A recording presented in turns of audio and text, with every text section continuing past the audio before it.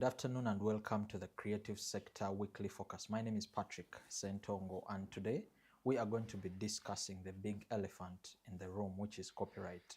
For a week or so, it's been the major topic in the creative sector. And to join me for this particular conversation is one of the people.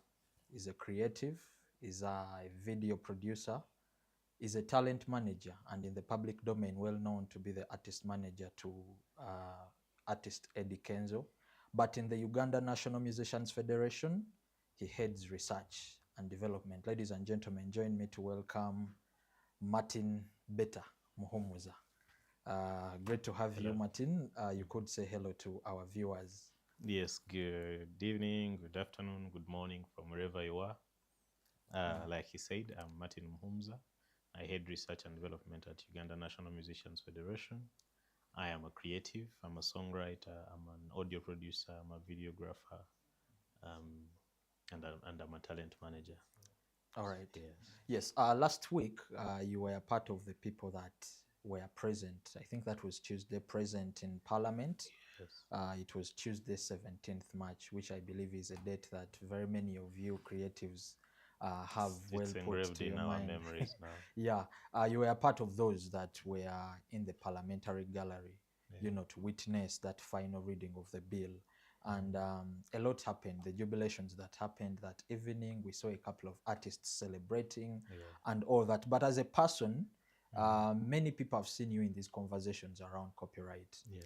And of course, very many of them know you as an artist manager to the president and the presidential advisor on matters creative.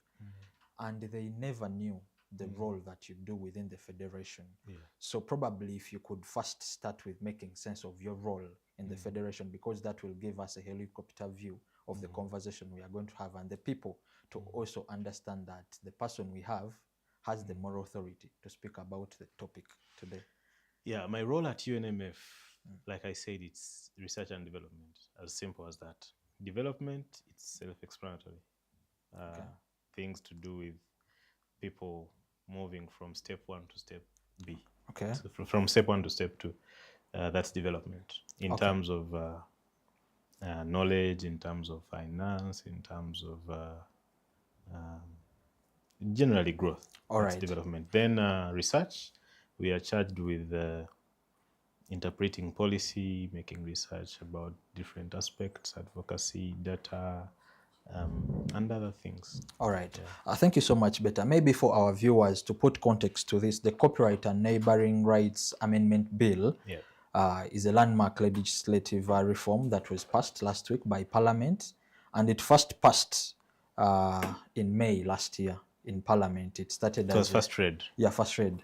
It was first brought by one of the legislators, an artist, Dr. Hilderman, before Parliament fully took it on, and conversations and lobbying by very many groups within the creative sector. Uganda National Musicians Federation was part of that, and a couple of other artists organizations. So the journey to Tuesday, when it was finally passed to to the general public, for the public to know that this is the final step towards this entire process, culminated in 2 weeks or months or even years of lobbying and trying to have negotiations between artists and stakeholders and government. But to you, Martin, what does this briefly, what does this mean to a creative who has probably not been involved in the entire process, but what do they really need to know? First of all, one thing we need to appreciate is that everything in the world has a law that governs it. Everything. You think about anything in the world has a law that governs it. And our business, the mother law of creativity is copyright. Ownership. Our first law as Uganda was in 1964. Then it was repealed in 2006. And then we got a new one, which we've been working with, and then amendments were required, which we are on now, and Parliament passed. Dr. Hilderman, Honorable Hilary Chiaga, sought leave in 2022 to bring amendments, which Parliament granted, and then later government joined him in working on this law, because I think government also had interest in it. So we joined the struggle. UNMF particularly joined the struggle in 2023, where Hildeman had already started, and then other creatives organizations, the Ragadis, the NCF, Cindy's, that's Uma. Many Yes, filmmakers and filmmakers. different people. Yeah. So we joined and added that energy to the struggle, and we thank God that we pushed to where we are now. The first reading was in May 2025, I think 13th, if I'm not mistaken. Yes, yes. Then 17th of March 2023, it was the second and the third reading. So we're now waiting for the president, and by law, it's 30 days from the day Parliament passes. So by 17th by April. 17th April, hopefully. Yeah. Unless something changes, but we don't think so. All right. I love that you talked about other artistic organizations, the NCF led by Mr. Ragadi, Uma by Cindy, and visual artists under their organizations, filmmakers, poets, and everyone. It's been joint effort. I want to pick from you as UNMF, the federation. For you as an artist, grouping, what were your major focus in this particular copyright? Because for you as a federation, you particularly represent the musicians. Yes. For the copyright in the aspect of musicians, because this was an amendment, meaning as artists or musicians, you had particular updates you wanted incorporated in. For you, what was the major focus? So basically, the law, the old law, didn't speak so much about the digital space. So we wanted the digital space to be included. And by digital space, we are looking at the streaming platforms. We are looking at digitalizing enforcement. We are looking at callback tunes. Because, for example, on callback tunes, an artist was only getting 1.8% of the revenue. 1.8% of, let's say, 700 that a customer pays to MTN is 12.6 shillings. That's what a creator was getting. Gets. And still, that wasn't also coming through. So it's something, because it had no law governing it. Even the aggregators in there earned more than the actual So creator. you can imagine the exploitation there. Okay. But it's one of the things that we thought should be worked upon, and it did. I've heard and seen very many people talking about how telecoms are not so interested in callback tunes. Callback tunes are no longer used. But that also comes, part of that, people have been saying people lately no longer do main phone calls, people on WhatsApp. Yeah, that comes from a shallow mind. Sorry to use the word. Yes. Because Uganda has 46 million people, for example. Do you think everyone is using WhatsApp?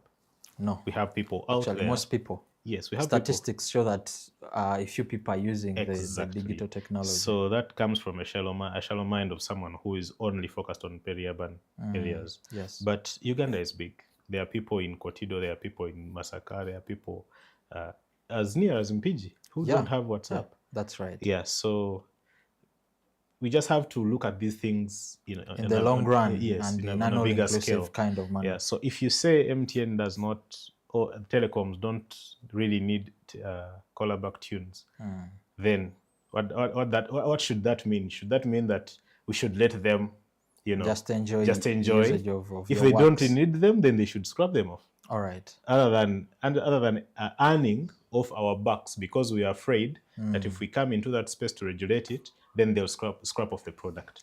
Yeah. So it's better we come into the space, we discuss the product share, and then we all move together. All right. Also, part of this conversation, there has been a lot of confusion in the recent week, and part of it even started on the, just after you people who were in the gallery came out of Parliament. Yes. And artists made statements, because media was very much present. Yes. They made statements that got some of us worried and confused that, these people are jubilating, but do they exactly understand the nitty-gritties within this amendment? That's one. Two, most people generally celebrate copyright and they forget that there is a bit of neighboring rights to it. And that's another bit that has been, much, confused and has caused a lot of confusion. And I won't even shy away to say that, your My artist, your president is among those. And I want to throw it to you because, you head research Yes. and development at the Federation. And I believe it is collective kind of work. Yes.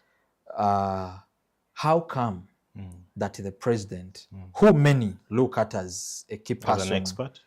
not an expert, but as a key person who is actually working with the team, Yes. he's been credited to be at the forefront Yes. of this amendment and the fight. How come that in his capacity as a president, with a support team like people of your caliber, fail to make sense of what neighboring rights are? Right. First of all, he's human. That's true. And he apologized for that. I read the tweet. Yes, that was a mistake, but it was an honest mistake. Yeah. And I am happy that he took responsibility of that mistake. Most leaders, when they make a mistake, they always try to justify those mistakes with some, speeches, but he accepted that, I actually thought it was the other way around, but no, now I know. And thank you for correcting me. So it's not something we should apologize for. A mistake that was done, and you owned it. We owned it, and then life should move on. Why anyone can make that mistake is nobody in the world, and I'm saying the world deliberately, nobody in the world knows copyright in its entirety. Yes. Nobody. Yeah? I get you. Even the professors in the US, people who have PhD in intellectual property, they don't know copyright in its entirety. Well, Martin, so a person like Eddy making such a mistake, one, it looked bad. I'll be honest with you. Given the fact that it's him who said it as the president and also SPA, it looked bad. But the beauty of it, he owned it and understood that it was a mistake and learned. But also, that statement helped other people who didn't actually understand it to find out what it is. And it is now they know. Yeah. So somehow that mistake did some good, did some bad, and so much good. Because the damage that it brought was on only Eddy. Yes. Where people bashing him here and there. But it helped millions to learn clarity. What neighboring rights are. All right. Two things from that point. One, I read your tweet where you came and quoted his tweet. Yeah. Also trying to confirm that, hey, he has taken up, he has owned this particular mistake. That I credit you guys for. Two, now that you have the platform right here, just help, reach to our audience, make sense of what neighboring rights are. Neighboring rights are just particularly rights for contributors, just in simple terms. For contributors. They are songwriters, they are what? So people who produce music have those neighboring rights. You understand? So it's just simple as that. All right. Those are rights of contributors. All right. On any song. What that particular incident brought out to us, one, personally, I'm an arts and culture journalist. Yep. Two, I also do some work within the creative sector. And I am one of the people that have highly reported about the copyright. The article that appeared in the Monitor that your president shared was authored by myself. And it got me thinking, the representation from top, if the president could, error around that particular element, and also a couple of other artists, I believe you've seen a couple of them on social media. It got me thinking, don't you think one of the priorities you people should have as people, behind this force, don't you think you need spaces where you can first enlighten the creatives for them to understand this particular bill or law that is in, coming, for them to understand it better? Or are there plans for that to happen? Yeah, we are working on that. We are putting something together to design sensitization campaigns in different ways, radio, TVs, podcasts, and others. But also... So being here is part of that program. Exactly, yeah. But also another thing we need to understand is, if we were doing a paper of 100 marks, I think on the issue of copyright, Eddy has scored 75. And that's an A or B plus, I would say. Why is it so? If he has made 20 statements And just and one was wrong, the 19 were right, then honestly we are just evil to crucify him. Okay. You understand? So, and I'm not saying that he knows copyright in everything in copyright, because I myself don't. I'm learning every day. Very many people don't. Very many lawyers don't. We've seen our honorables in Parliament messing up. Yeah, during the second reading. Yes, we even I saw Honorable, and I've said this I think this is like the third time. Honorable Joel Senyon. The LOB. Yes, the leader of opposition of Parliament. Who is a lawyer as Who well. is a lawyer. Called it copyright in a neighborhood rights. You understand? That was a mistake done by a leader of opposition, by a lawyer. Probably the neighborhood rights is what the president was referring. Then I saw Honorable Muhammad Insereko, who is also a lawyer, saying that registering for copyright, URSB will ask for 4 million, and then after the 4 million, they'll tell you they have to send this work to a repo. It was all wrong. But that's what it's work in progress. It's work in progress. And it's in all laws. For example, when you go to court or when you have a case and you give it to your lawyer, they don't just come because they studied law. They have to go and prepare.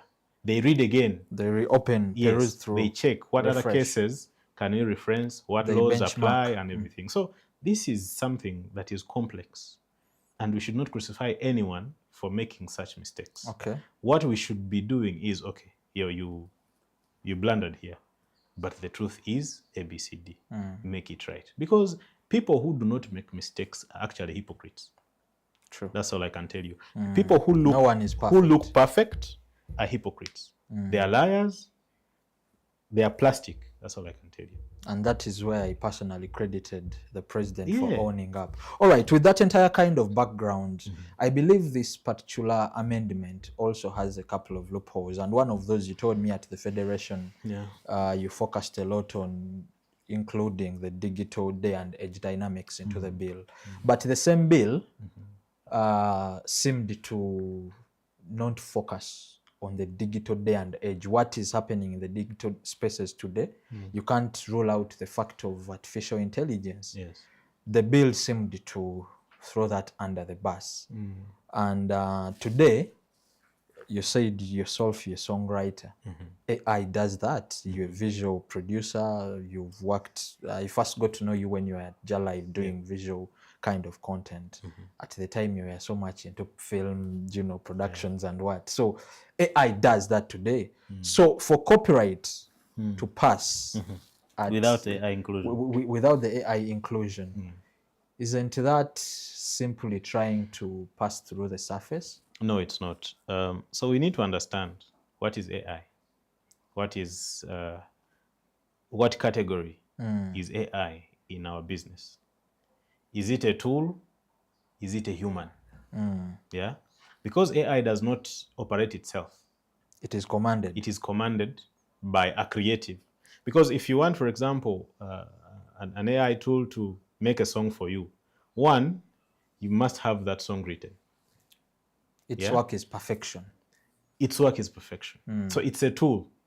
You're using AI just the way you're using a computer. So in simple terms, AI doesn't take away the original contribution of a writer or a producer. It can. No, it doesn't take away, because unless someone comes and uses your voice or your particular work, then someone is infringing on your rights. But if I use AI, prompt it to do what I want it to do, that means I have produced my work with AI. That's why you see on YouTube or wherever they tell you, is this work, does this work have AI content in it? So you say yes or no. They are not saying it is not your work, but they want clarity. That is their contribution of AI in this. You understand? So AI is a bigger topic that we cannot shrink in just 1 or 2 sections in the copyright law. Also, probably given the fact it is still a growing phenomenon every day, it will not stop. It will not stop growing. So if we wait for it to stop growing, then we will not talk about it. AI is something that will grow every day. What does that now mean for the copyright? I was coming to that. AI is too huge that you cannot shrink it in just 2 sections or 1 section of the law. it requires its own law as AI. Yeah, because we're not looking at only music, only film, only art. Because there's a challenge. I saw someone writing about it on X. Was it Douglas? Someone who said, please, business owners, stop using AI for posters. Yeah, that was Douglas. You saw the tweet. Yes. Meaning, there are people who don't have work, who are losing jobs because there is AI. And someone in the comment came and said that, for me, I do my work manually, and AI helps me perfect it, and it actually comes out quite perfectly well. So everyone has their argument on AI, meaning it needs a whole independent discussion, not just sliding it in a few sections in the law. However, in the law, the minister has the rights. The law gives the minister liberty to put regulations on a few things.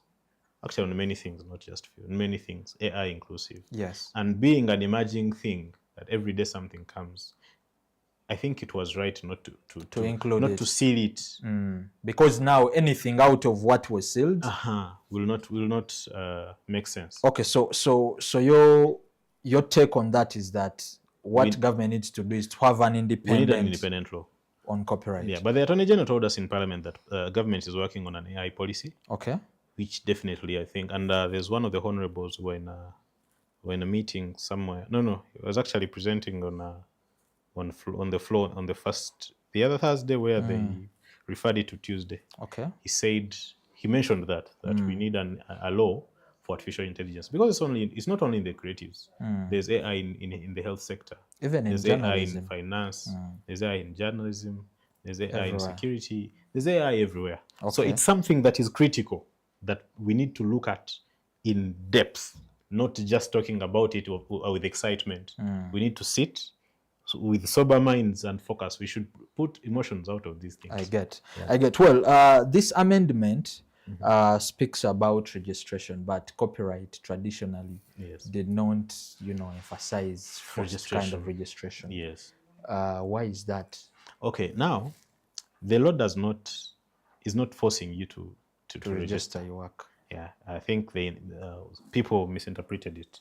The law is only saying that when you have a dispute, they'll need proof of ownership. And the only way to prove? And the proof of ownership, in the eyes of the law, is the certificate of registration, copyright, which is given by URSB.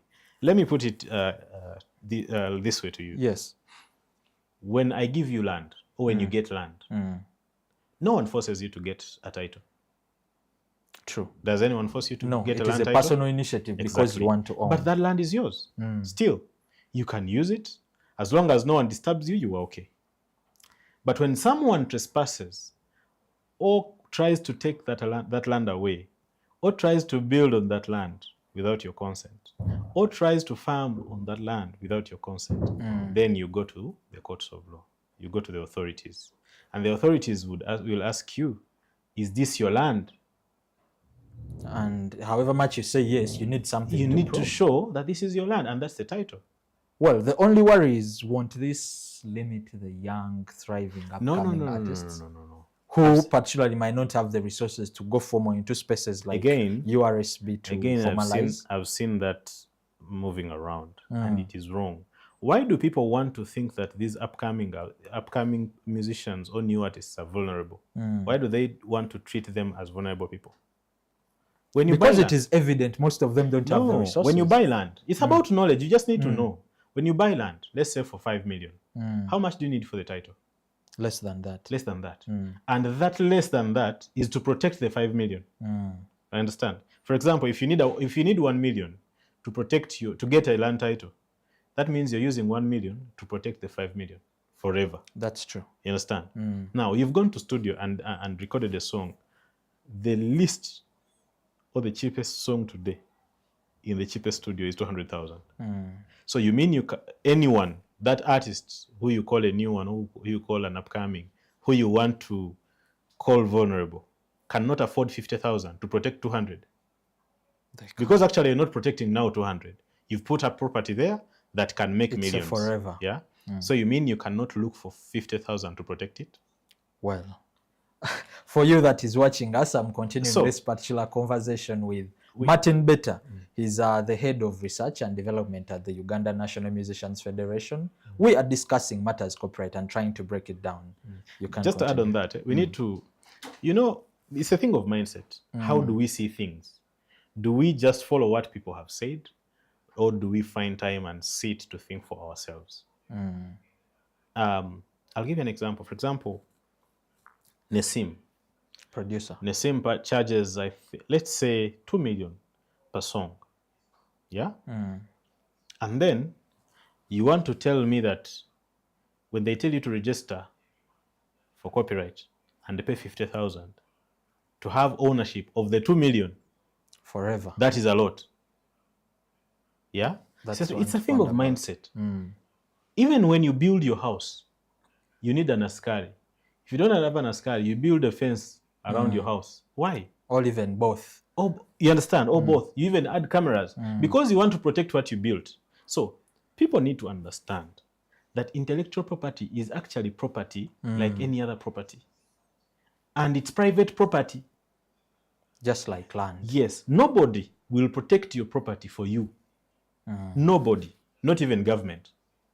Government will put a whole structure of security to protect persons and property. Which is now the copyright. Which is general, yes. Which is the law now. It's up to you to protect what's yours. To protect what is yours. All right. So, Martin, Uganda is party to a couple of international treaties. Yes. And in regards to copyright, won't this provision of registration that the law stipulates has to be mandatory affect some of these treaties? No, like I said, it's mandatory in Uganda. That's what the borders of Uganda are saying.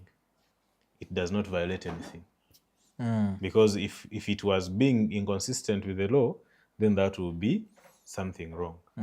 But it doesn't affect anyone. If they tell you to own your property, how wrong is that? I mean, it's the best. The world is saying it's two-way. You can choose, even if you don't register, you have your copyright. And Uganda is saying, yes, you have your copyright, but please register. Because when you register, then you will not have a lot of disputes to handle. You will not have a lot of mess. You get my point. And then they've gone ahead to put penalties now that are bigger. Back then, I think it was 2 or 4 million around there when you infringe on someone's rights. Copyright. 2 million, and I think 2 years in prison. Yeah. And now it's 10 million or 50 million or both.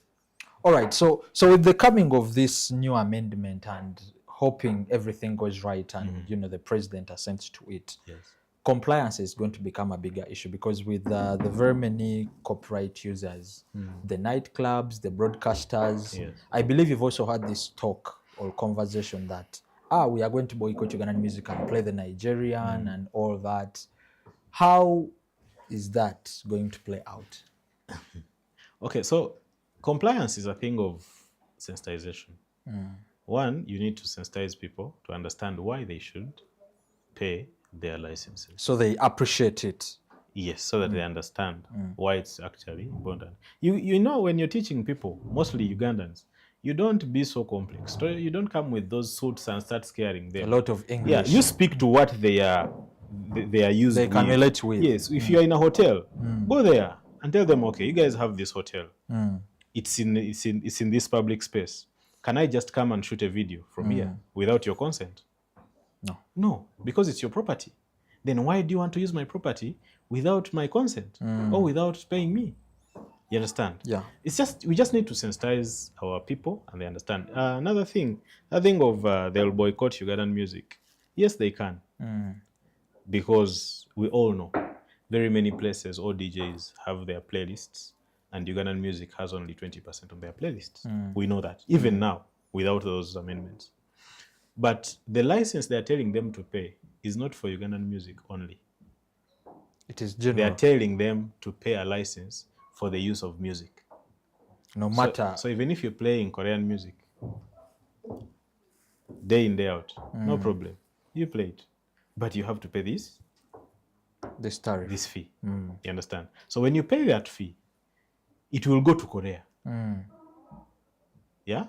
And then, Kenzo, who you want to come at your bar and sing for you, if his charge was 5 million, for example, and he knows Better Lounge does not play Ugandan music, so there's no way I earn anything from Better Lounge. He will say, okay, Better Lounge wants us to perform for them. Okay, he'll give us 10. Because so what you're trying to mean is there. It will get back to these users. Definitely, it has to come back because you're paying for music use. It's not like you're paying for only Kenzo's music or Chameleon's music or Juliana's music. You're paying for the usage of music in general. Nigerian, South African, Korean, Chad, Ghana, wherever. Whatever music you play, you must pay that fee. Yeah. And then when it goes to UPRS remits it to the country that you are playing. So you played China so much, UPRS will send the money to China. And then the question will be, how are you helping Uganda? Where is the spirit of nationalism? Exactly. And then when we understand that you don't care, we shall also come to you with that heart of we don't care. Okay. You want us to perform for you, we charge you highly. Well, as we started this conversation, you credited your president for, the work that is being done, and probably the federation. Very many creatives feel that this copyright thing, all conversation has been put so much to the artists, musicians. Yet any kind of creative work, visual artists, filmmakers, poets, all their forms of art have copyright to it. And it's where I get to ask you, because you're... So you see, this law is for everybody that is in the creative sector. But now I'm here. I am Martin. All I have known is music. I am representing a musicians federation, and I am a manager of a musician. So definitely our conversation will so much talk about music. But I want you to bring Elena Nawiso here. He'll speak about only film. What copyright is in film. In film. You understand? So I think why it is so much seen as a musicians thing is because we are too loud. Musicians are too popular. They are everywhere. So I think that's the reason. But it's a thing of everyone. Well, the federation has been the key body that has been well known to be, top of these engagements. And given the fact that the president, Eddy Kenzo, is also the presidential advisor for the entire creative sector, has the federation had time to sit with these other groupings, all art organizations, like visual artists, poets, to have conversations around inclusions into this copyright? That's one. Two, just around the matters, that all issues that are affecting them independently, as an advisor who will meet the president and share some of these. So the federation is a musicians federation. So all the discussions we had about copyright then was about the musicians. And by the musicians, I'm not talking about only the singer. I'm talking about everyone that contributes to the creation of music. Producers, songwriters, DJs, instrumentalists, and singers. That value chain of music. It's been, because the consultations were finished, I think, in 2023 or 2024, like in January, Feb there. That's when I think in 2023, that's when the consultations were done. With all domains. With all domains. Consultations were done through, I think, the Uganda Law Reforms. Uganda Law Reform Commission. Yeah, they were the ones heading that. Then, of course, we had meetings with the Attorney General. We had meetings with URS, with the Registrar General. Had meetings with the Minister of Justice. We had a lot of meetings. Then we had meetings with the Parliamentary Committee on Legal Affairs and other things. So consultations were there for everybody. The side of musicians, of course, UNMF was so vocal. I would not say leading, but it was so vocal. Because everyone was doing what they can on their side. NCF was doing their part. Hildaman was doing his part. Everybody was doing their part. Could we say UNMF came out as most vocal because of the president's position and closeness close association with the president. I think by the time consultations were done, Eddy was not SPA. Yes. He was not senior presidential advisor.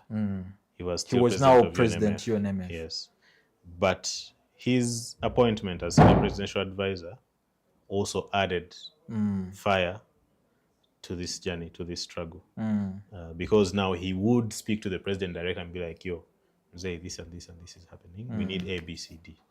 Okay. Yeah. Because even the emergence of the copyright management system came from the president himself. Okay. When we went to see him, told him our problems, cried this, cried that, he was like, guys, okay, you people, I understand.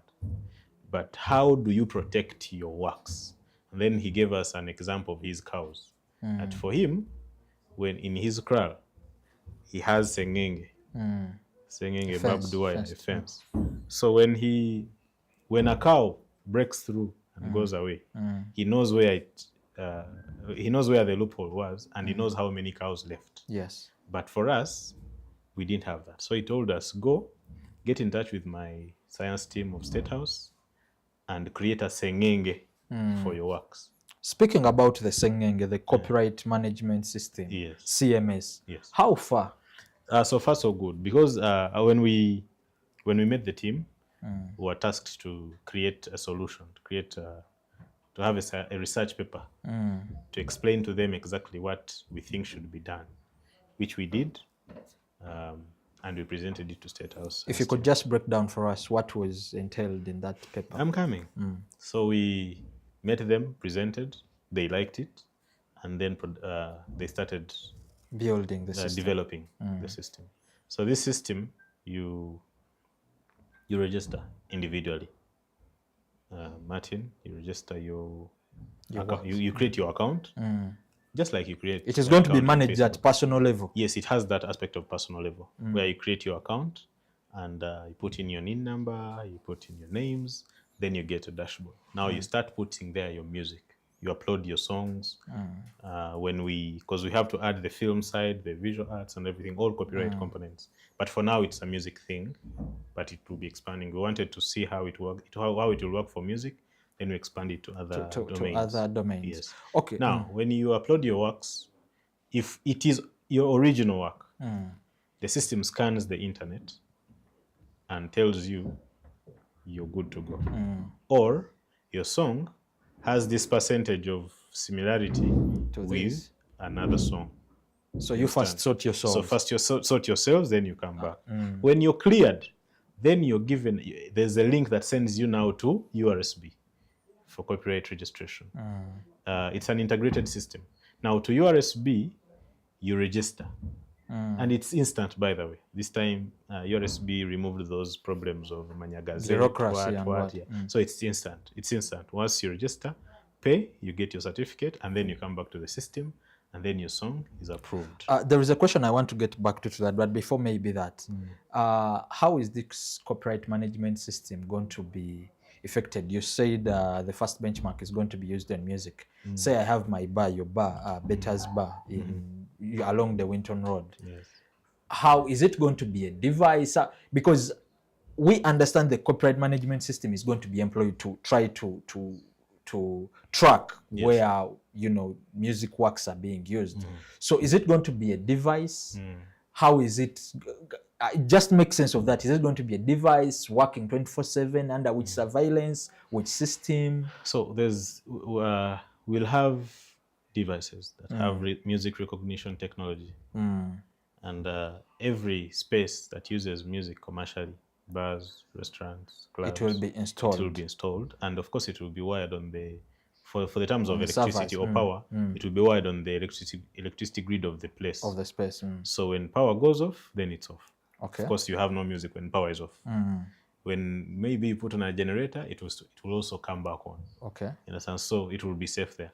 Only one thing that users or bar owners need to understand is this gadget or this device is not there to monitor how many times you play the song.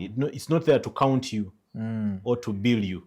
It is there to help UPRS or to help the system to get data that will guide them to pay the right amount of money to this particular musician. Which gets back to what you're again saying, it is not good, because for them to determine, the system has to show that this is played more. Yes, that in a better lounge, Martin's music played 5 times. Chameleon's music played 3. You understand? So that's for us. It's data for the CMO. The CMO. So that it will be guided that if we have 1 million to distribute, we know who gets 20, we know who gets 5. You understand? So it will really, really be sad to find a bar owner tampering with that device. And of course it will be criminal. You'll be charged, you'll face the law. But you don't have to, anyway, because it has nothing to do with you. For you, you're paying let's say your 500,000 per year, and that is it. Even if you play 1 million songs, or you play so they should actually make sure it is in. Yes. Because you're already paying your money. You've already paid. Okay. And it will be nice if you also know that, okay, my contribution to the creatives was shared to the right people. That we have played a lot of Vinca here, so Vinca got her money. You understand? The formation of this copyright management system, does it appear anywhere in this amendment? Because I'm trying to look for its legal provision so that it gets into practice. Yeah. So the law provides for putting systems of implementation. So that is where it will. Yeah. So it's an implementation tool. The law might not write everything, because if we choose to put in everything, then we'll have a Bible. True. Yet things keep updating and changing. So there are regulations by the minister responsible where the law falls, and that is the Minister of Justice and Constitutional Affairs. Yes. So regulations will be made there. How far with this copyright management system? Because I mean, they are no longer even 30 days. If the president is to assent to the bill, to the amendment on April 17th, we have about 3 weeks. And artists are already enjoying life. They are getting loans. They are getting new cars. They are getting loans? Why? Because I mean, they are out there bragging that the life is going to change. Money is coming, and so if this copyright management system is the device or the system that is going to be used to track, mostly these broadcasters or happening places, the nightlife happening spaces, how far with this system, and when is it going to be rolled out? I think I would say we are like 80% done, because some of the first batch of devices were shipped in. Okay. And the mapping is ongoing. So we are really, really okay for now. And of course, it cannot be at 100% by the time we launch. Of course, it will need to be redeveloped over time. Because we have to place these devices across the country. Uganda is very big. Okay. I think Uganda, the last check we did was it had about 600,000 bars and clubs. And I think there are even more every day. Exactly. They are roaming, yeah. So it's continuous work. But the system was designed and it's all set. So when the president signs the law, we also hope he will launch the system. He'll give us a day when he can launch the system. So in simple terms, very many people are looking at this as a done deal, but it is actually the beginning. Oh, yes. It's the beginning. For everybody, not only for the people in administration or the people developing these systems. It's the beginning, because what artists are doing to themselves out there. No, it is good for them to celebrate, by the way, because when you give birth to a child, you don't wait for him to You don't wait for them to grow. To achieve their goals. Yes, you first celebrate that. Oh, thank you, God. Until issues like paying school fees now come in. Then those ones come in and you attack them. Interesting. You understand? So, Wamba guys, enjoy yourselves. We are happy. Yeah. We succeeded. We succeeded. Now, we shall cross the bridge of implementation when we get to it. But we first celebrate the first win. Let's first celebrate the first win. Because also God is jealous. If you don't appreciate what you have, how will you... I get enjoy you. How will he give you more? I know. Yes. So Martin, I want to pick from you the next few questions I want to ask will be guided by the answer you're going to give me. You're an artist manager to Eddy Kenzo, who happens to be the president of the federation. You have a role in the federation of heading research and development. Your president has another very big position as the presidential advisor, Senior presidential advisor. senior presidential advisor on creative matters or the creative sector. Is that a separate office that has a certain human resource that work with him, or yourself personally, you help him do some works in that sector? He has two offices. He has one for SPA, that's in Muyenga. Yes. And he has one for UNMF, that is in Mutundwe. Okay. I am a director of research and development in Mutundwe. Okay. However, at personal level, if he needs something, he will always tell me, Martin, there is this and this and this, find out about it. Okay. And I'll find out and give him a report. So the office in Muyenga is the one that has been opened a few days ago? Yes. Okay. So because the question I wanted to ask is, the steps being taken to harmonize interests of the entire creative sector. Ever since these conversations around copyright started, there has been, and I know you're very much aware of this, much talk around, it's only about musicians, and maybe away from musicians, a bit of filmmakers. And there are people who are into visual arts and poetry and a lot of other things. So I believe with the coming of this office now, such matters are going to start, to be given the much attention that they deserve. The attention is there already. We've had meetings with different domain leaders on all levels, the visual artists, the filmmakers, performing arts, filmmakers, fashion. We've had meetings with them, and discussions are advancing on how best everyone can be looked at and supported, and also how can everyone join the discussion, but also everyone out there that is in the creative space. Don't wait for Kenzo to come. Kenzo will do his part, but this is your work as well. This is your job. Please come and be part of it. Do not say baby obyabo. Bayimbi. Not even Bayimbi. Leaders, for example, Elena and Matthew Nawiso, they are so much into these things. Their time, their money, people have abused them in the same sector of film. People have abused them for nothing. Instead of joining them. Of course, they are not gods. Yes. They'll have their mistakes, but the fact that they've brought themselves out to be in this fight, please come and join them. Where you see something wrong, have a discussion internally. But we have a tendency here in Uganda where someone is not part of something, but he's part of the team that looks at the mistakes, the negatives. And when the negatives happen, they come on TikTok. Understand? And then when they fail, or when that project fails, they all lose. True. The criticizers and the supporters. Yes. Yet, if the criticizers brought criticism in-house and we find solutions to those problems, maybe we would have done better. All right. For example, in our music, someone will come, talk about how wrong UNMF is running. Yes, that's how you see it. And you are not wrong in your perspective. Can you come and help us make it right? Can you bring your ideas? Because we are open. We are not angels. We don't know everything. But maybe you know something that I don't.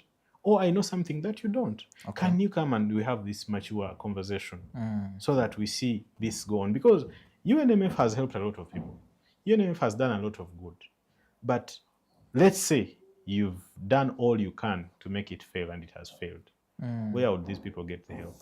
When you say about people coming and joining and sharing ideas, takes me back to the very genesis of the Federation. I was very much present during the time, and a few of the ropes that were being pulled here and there. And conversations came that before the Federation came, there was already a musicians organizational group. That is Uganda Musicians Association, UMA. And the big question is, why didn't you, people that formulated the Federation, simply bring those very beautiful ideas into UMA so that you move jointly together as one team? First of all, we are one of the people who started UMA. Yourself? Yes, me, I was there as well. I was talking to Cindy a few days ago. I have one of the old IDs of UMA. when we started in Munyonyo at Nyakana's place, then came to Laughters, all those fights where radio was. You were part of the very first edition of Save Ugandan Music that culminated into I even still have the group on my phone. Yeah, it has a few members, but it's still there. Save Ugandan Music. It was started in 2017. By I think Douglas Wanga was very vocal. 17th September 2017. I remember. You have the institutional name already. Yeah. So we were there. Yes. And things started taking a different path. We tried to have those discussions, but we were looked at as illiterates. Yes. You understand? Or people who don't understand things. All people want to antagonize. Oh, you understand? And then there is this perception of musicians tebamanyi bino bintu. Yes, it's possible, but they understand the business better. So allow the musicians to be part, to govern, then get the technocrats to help them technically. Okay. You understand? So things were not really working well. And then when we tried when we tried to talk about it, because like I told you, for us our approach is not internet. By the time we come online, we've had private meetings on that particular thing. Yeah, that's how we work. Yeah. So we had those meetings. Please Eddy join. Please Eddy this, and then he wanted some clarity in what he was going to join. And clarity was not really there. And he proceeded. However, they were also doing a good job in their way. Because, trust me, we wouldn't be here if they didn't do. You came and added part. Onto what they we had only already. Added. And then our approach of structuring was opposed by them. They didn't think our approach was right. Yeah. Okay. So that's where you saw the rope pulling there. Yeah. Our approach was national in the way Uganda is structured, and then their approach was associational. There's an association called this, there's an association called this, you understand? But we wanted, for us, okay, briefly, the structuring of UNMF is like Uganda. Uganda has 18 sub-regions. Yes. When you add Kampala Metropolitan, that's 19. So now every sub-region is represented by an association on the federation. A federation is not an organization of members, of individuals. It's an organization of associations. So every sub-region is represented by an association. So there's Greater Kigezi, there's Greater Ankole, there's Rwenzori, there is West Nile, there is Acholi, there is Lango, there is Karamoja, there's Sebei, there is Mount Elgon, there is Busoga, there is Mukono, there is Luwero. Even Greater Kampala. Even Kampala Metropolitan. You understand? So every sub-region is represented by an association. Then we go an extra mile to look into the value chain. Then we have the producers, songwriters, DJs, instrumentalists to make the whole domain full. Yes. You understand? So the federation has about 25, because UMA also is coming on board. I wanted to ask the journey to how UMA now... We had an MOU with UMA, and then now we are in our final steps of having them fully on board. But we are moving together well. Okay. We are working well together. So we have 25 member associations right now. And why we chose that approach is whoever is in Greater Kigezi, please join Greater Kigezi as a musician. If you feel, because if we left it open, we would have a million associations. Yes. Because if we are together, and then we feel like, no, things are not going on the right way, we create another one. Yes.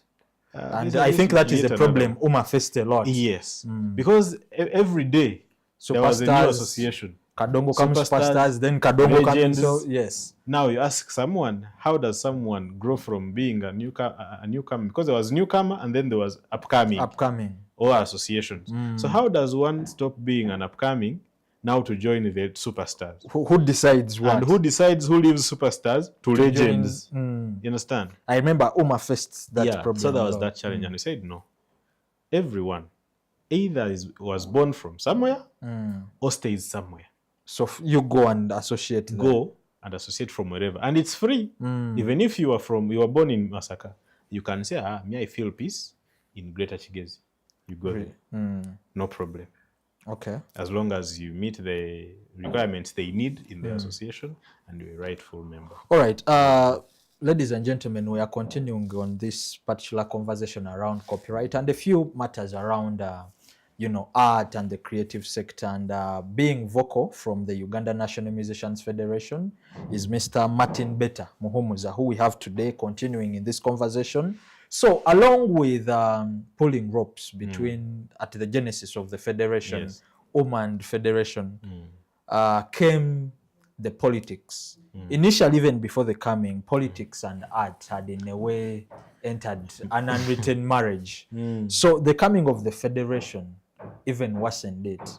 And politics. Did it worsen it? Yeah, it did. Okay. Because I will tell you, very many people associate the federation as a direct arm of the NRM secretariat or the government. I believe you've had this. Okay. And I don't know if it is something you would want to speak about or address how true it is. Okay, so UNMF is supported by government. And by government, I'm not saying it's supported by NRM. It is supported by government. Is government and... They are different things. Okay. Government has cabinet and its secretariat, and NRM has its own. Secretariat. NRM is a party. Okay. Government is for all of us. Okay. And why government is supporting UNMF is we are all Ugandans. They're supporting UNMF as musicians, just like they are supporting lawyers, just like they are supporting medical Agriculturalists. people, just like they are supporting teachers. Okay. You understand? So it's just a thing of understanding that this is business like any other. But Martin, this... Coming to your politics, I know what you want to hear. Yes. They are personal decisions that Eddy Kenzo, Edrisa Msuza Kenzo, chooses to support Yoweri Museveni, which is his constitutional right. Yeah?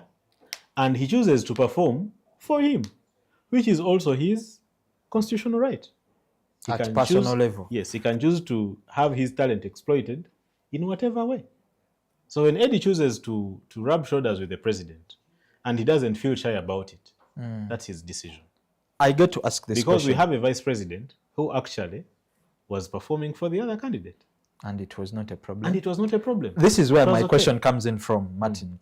If you say the federation just works with government and not the NRM, this is where do you draw the line? I will take you back to, it should have been November. I attended an event. I was invited by the president, Eddy Kenzo, in Munyonyo. And the main issue there was the launch of the Yoweri album, which was a project of the Uganda National Musicians Federation. Where do you draw the line? Because the federation, ideally, as a grouping, should be non-partisan. Now here comes a project that is endorsing a presidential candidate, and it is a product of the federation. Where do you draw the line? I want you to go and listen to all the songs on that album, if there is a word NRM in any of those songs. There is no word, but there is Museveni. Even the title is his name. Yes. Now, the federation has producers and songwriters. As members? Yes. As member associations. Producers and songwriters came together and created that album. And they sought our support as the federation. We had to support them because they are our members. Who are And some the of these, idea, if you could? The idea, there's John Kay, there's Croach, there's David, Banji, there are many. And the idea was we are gifting Muzei, you know, okusibirira omuntu entanda. When someone is going on a journey, omusibirira entanda. So Muzei was going in campaigns. Yeah? And to be honest with you, the federation needed Muzei. So more than he needs us. The federation as an organization endorsed the president. Yes. Why? Because he has also endorsed us. Was it a joint agreement by all members? You cannot have a joint agreement. Of course, some will say no, others will say yes, but majority will say yes, and then we'll move. So majority said yes to endorse the president. Exactly, because you saw the launch, didn't you? I did. Was it majority at the event or minority? Well, the event had majority, meaning most of the people in the federation sector were positive to the idea.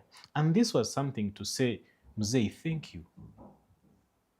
Because, this man, first, before even the federation, he has done all he could for the country. He has sacrificed his happiness for the country. A lot of people don't want to see it that way. But we're talking about a person who has been in politics for over 60 years. We're talking about a person whose first, because Uganda in 86 collected 5 billion shillings in taxes. 5 billion. And it had to run the whole country. Security, health, education, everything. 5 billion. To where it is now. Meaning, this man was either working for free or for very little. Government has structures, and that credit should be given to all Ugandans and not the... Why wasn't things getting better on a better time? Given the timing and seasons. Can I give you a little math? Now you've taken him in politics. No. Let's not get to politics. No. On that part, let's go there. Yes. Let me give you a simple math. Until 1986, when we add all the years of colonialism and the independence from 62, Uganda had administration for 92 years. When we add all the years of colonial masters and everything, 92 years. Yeah? In those 92 years, Uganda only achieved one university, Makerere University. Uganda only achieved 60 megawatts of electricity in 92 years. Uganda only achieved 15 million people as population. Right? Now, from 86, and among other things. But Martin, these are 40 years. Yes. What did you expect? Even if it wasn't the versus president? 92 years. And I'm coming to the 92 to the 40 years. Of course, you cannot compare the 92 years and the 40 years. Why? Because Why? The population was small. How did it grow? Of course, population grows everywhere over a period of time. Over a period of time. No, it's not about a period of time. Can I ask you something? How big is Congo? It's a couple of times bigger than Uganda. What's the population of Congo? Not sure. You can check. You have internet. You check.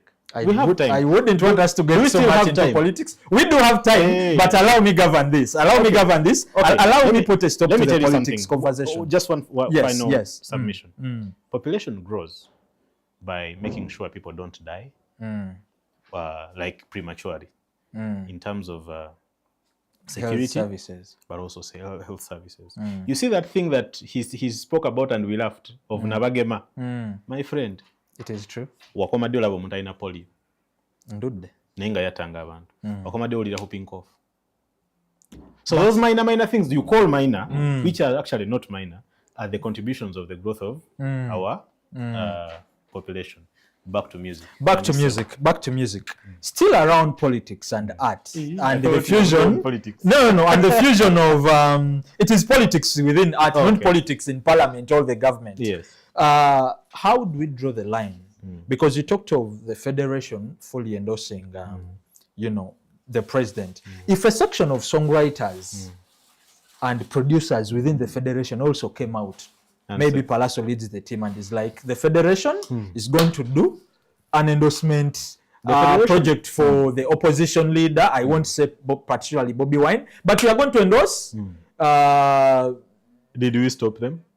Could you, as the secretariat and the president, still attend that particular event? If it's discussed by the executive and agreed upon, why not? We would go. Well, just the day before, I believe you were present. The Honorable Minister of Justice, Norbert Mao, yesterday held a dinner in celebration of the passing of the amendment bill.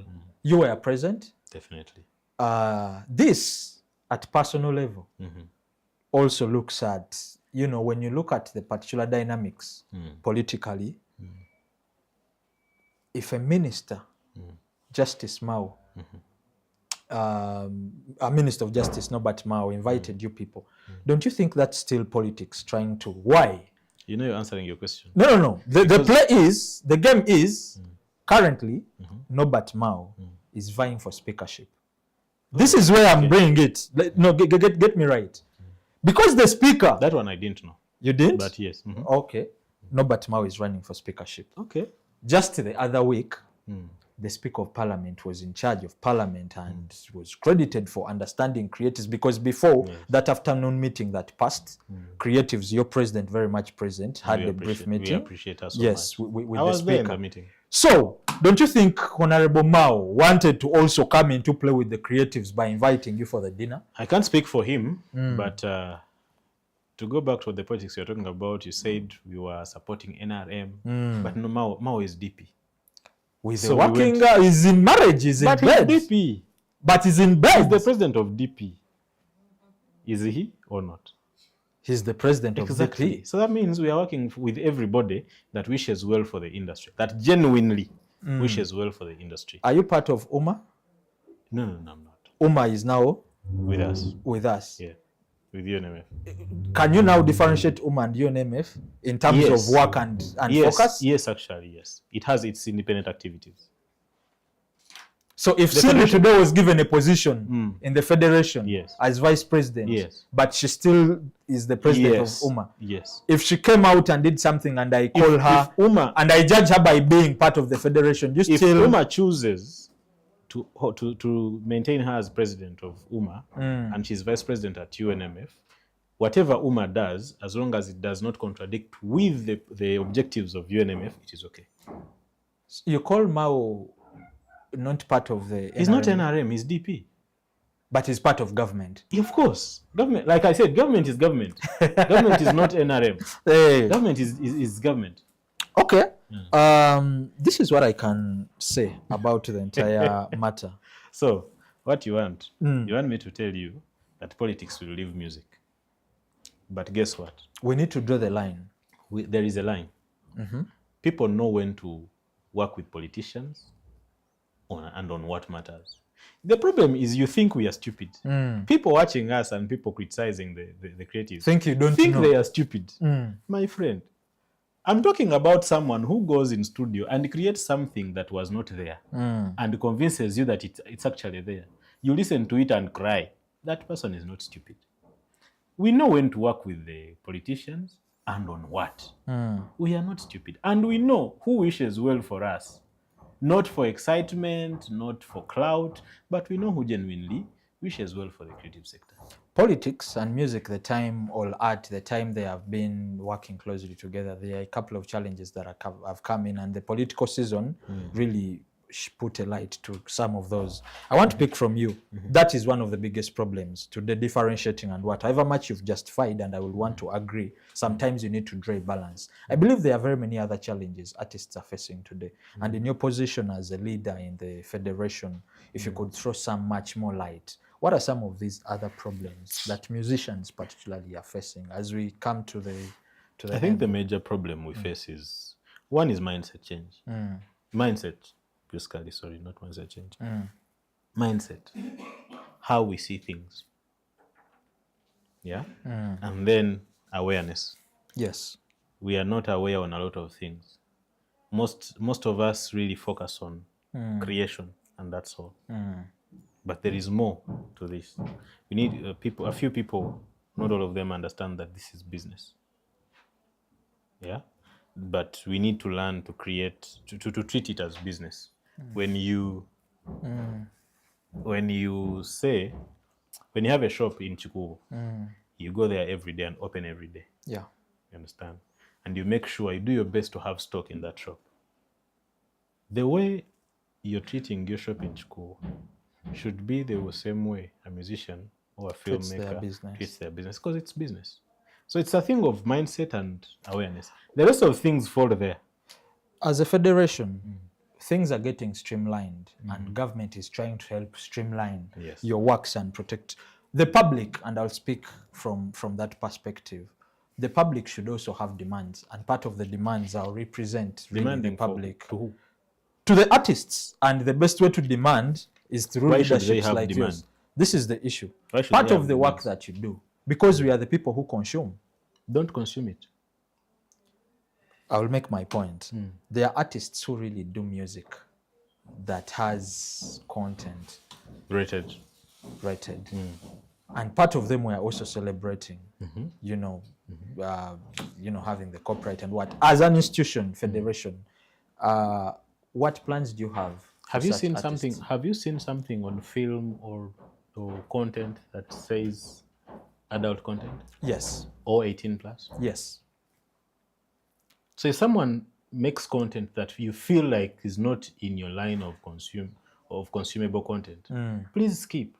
But here we are in a society that has a lot of digital, devices. Regulate them. Our children. Regulate them. It is not, by the way, it is nobody's responsibility to take care of your children. It is nobody's responsibility to take care of your children. I have a son, and I've always told him, I cannot give you a phone until you're 15. Yeah. At some point, the mom gave him the wanted phone. To compromise. He compromised, and he saw why I was telling her, don't do that. You understand? Yeah. And now he doesn't have a phone. It's nobody's responsibility. It is my responsibility to make sure my son, if I give him a phone, it has those parental controls. You monitor. I must monitor. Not even monitoring. I must put, I think, at least apps that restrict certain content. If my son is too clever to break through all those measures, then I take away the device. As a measure, yes, to curb. But why would I have a son on Snapchat today? Why would my son be on Snapchat? Why would he be on TikTok? With all the content flowing out. Exactly. There. And then you want to blame the creators of content for that? Can't creators do better? No, there are different creators in the world. There are people who write history. There are people who write geography. There are people who write... You can't decide. Music. You can't decide. How a person I've chosen creates. To be creative in the explicit content. Yeah. And this content, for example, on our TVs, it is played after midnight. Why is your son, who is 12 years, still awake at midnight? What is he doing on TV? That is good clarification. So we also have to come to parents, guys. Allow art to thrive. Your children. There are things we do for our children. And we think we are giving them freedom, but we are actually satisfying our ego. I'm like, I don't want that is not for you. That's not for the child. It is for you. But God put this child in your arms, not to be your friend, but your responsibility. You are grooming a man, a husband, a father. You're grooming a woman, a mother at some point. What kind of mother do you want to have in the future? Takeaway point is, don't let your child. Yes, because you're not going to stop anybody from creating that content. I'll tell you. And it will go out and it will trend. It is everywhere in the world. If people have done research, because we also thought there should be measures, but you can't. You can't. So your call is to parents and all guardians, yes, to put measures to restrict, but also to our creators. Please be cautious when that you're is creating the call I whatever wanted you're creating. And I'm not telling you don't create your things. Please do. But be cautious and please mark them rated. Warn people. Before. Pazzo said his song when he was starting said, Luna! So that was his warning. That's a warning. Good one at that. Mr. Martin, before you come through with your parting shots, I want to shout out to the people that have been watching us online. A couple of comments coming in here. I have Irene Namata who says, happy to see Mr. Beta. Naye oluzungu lungi nnyo ffe mwatwerabira oluzundowooza tulifuna sometime ne tudda mu lulimi olufuutifuuti, but we wanted to make it a conversation that is all inclusive. Because the digital spaces usually provide space for everyone everywhere in the world. Someone here also said, can I report anyone using someone's music if it is not my music? Oba bibeera tebinkwatako nnyo. You can report that person to the owner. Obeera whistleblower. Yes. Omanyi URA n'ekintu kyekola nti nze bwe mmanya nti gwe tosasula musolo bwe baba bakubanjaayo nze bwe mbeera whistleblower nengenda nendoka bampaayo kati wano music kikola kitya? Mu music olopera ono yennyini ye n'agenda n'aloopa. Find a way of reaching. But also I think that's a good thing. anti bino byetubeeramu oyiga bingi. I think it's something we need to put a hotline for that. Yes. Or a space online for that. Whistleblowers. Yeah, whistleblowers. If you hear somewhere or someone infringing on someone's right, or janotekayo anonymously, anonymous gundi yakoze what soften it following up. All right. That's a good thing. Yeah, namata. Abadde Mwami Ismail. That's good, Mwami Isma. Yeah. Shout out, blessings. All right, thank you so much, Nit. It's been a good time having you, and I hope we can keep having more of these conversations. And congratulations to yourself, your president, the federation, and the entire creative sector. It's been nice having you. Until next time, we close this conversation. Till then.